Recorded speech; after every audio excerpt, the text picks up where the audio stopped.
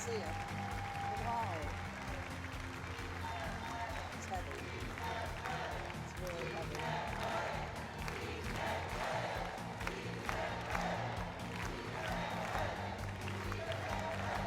Really beautiful.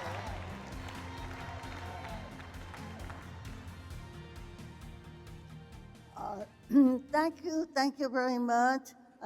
Thank you, President Mygarden, for giving me this great honor to be able to be here with all of you and to be able to thank you for all of the dedication and all of the work that you have been doing to not only to educate and keep our children safe, but to keep democracy alive, okay?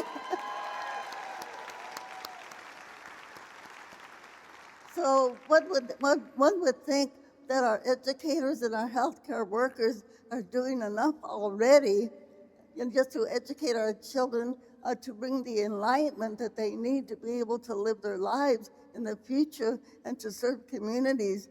But now to give you the additional task that you have to be the vanguard, that you are the ones that are going to have to save democracy, because we know that democracy is under attack in our country right now. And one would think, well, we're going to bring in the militia to help us, okay? They're going to be the ones that are going to keep democracy alive and to keep all of us safe. And instead, we see just the opposite happening. So instead of the militia being there to protect us, we see that they are actually being used and oftentimes to terrorize our communities, to arrest people, to put people in detention centers, something I think many of us never, ever thought that we would ever see this in our lifetime.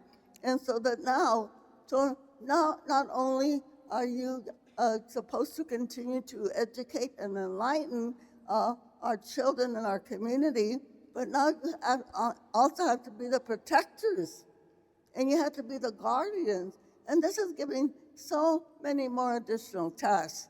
And then let's add one more, as with the previous panelists spoke, that you've also got to get out and educate the community, because we know that all of our educators in many areas are under attack.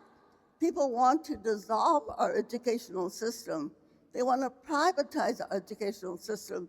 They want to continue to keep the country in ignorance. They want to bring us back to the days of slavery, where people do not have rights. And you, again, are the troops. You are the troops that are going to try to keep our country safe, to keep our country alive. And it's not just within the educational system itself, but in order to do this, we've got to get community members, community coalitions, and say to them, you also have a responsibility to support the educators in our communities, because our educators are under attack. They want to control the educational system. They want to make sure, and like in our area, where they want to put Bibles in all of the classrooms. And we know that this is a very determined kind of a campaign that they have to say, how can they dumb down our educational system? In everything, all of the advances that we've already made, they want to see how they can reverse those, because they know as long as they can keep people ignorant, they can keep people divided. They can always make people susceptible to the lies and the misinformation that is spewed upon them. So I just want to say, I want to thank all of you with all my heart for all of the work that you are doing. And yes, we have to do whatever we can to make sure that you, our educators, our healthcare workers, you are supported in every way that you possibly can. And I want to thank you from the bottom of my heart. And just thank you so much for keeping, as Jesse Jackson said, keeping hope alive. Keeping hope alive. Keeping education alive. Keeping our spirit alive, to make sure that the spirit that really formed this country, to make sure that it was inclusive and that everybody was included. And I know that we're all getting ready for the elections.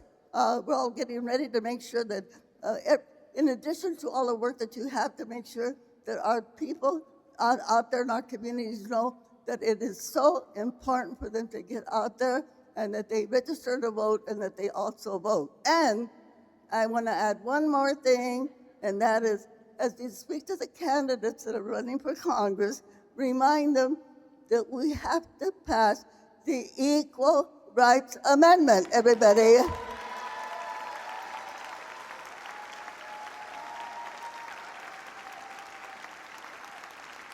It is a shame that the United States of America is the only developed country, in addition to all the things that we do not have, like universal health care, universal daycare, universal adult care, universal education, that we do not have in our Constitution that women are equal to men, okay?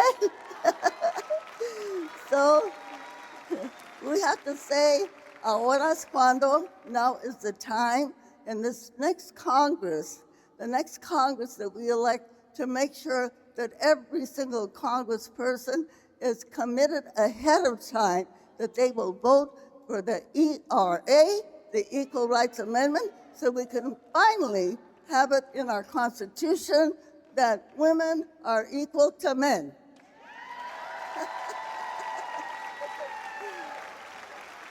So we can make it happen in this election.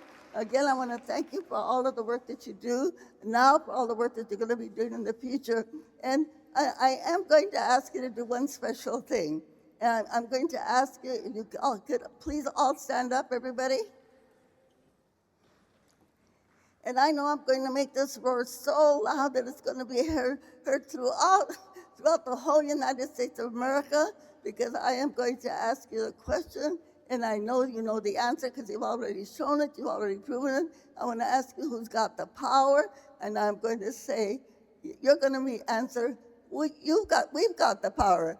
And when I say what kind of power, I think we can say, what, teacher power? Is that okay? A union power. President Biden said we use a union power, okay? So, but we're going to do this so loud, also all the haters, all of the people that are trying to dumb down our educational system so that they can hear us. Are you ready? Okay, all right. Who's got the power? We got the power. I think we can do better than that, okay? One more time. So let's do it even louder so that the haters can hear us, okay? All right, let's go. Who's got the power? We got the power. What kind of power? Union power. Are we going to use our union power to make sure that we get a new Congress elected, that we continue the fight for democracy? What do we say? ¿Se puede? Let's do, okay, let's do that even louder, okay? Si se puede means, yes, I can. Yes, you can. Yes, all of us, we can and we will. So let's go one more time, and we'll do it all together with an organized hand clap. Let's go. Si se puede.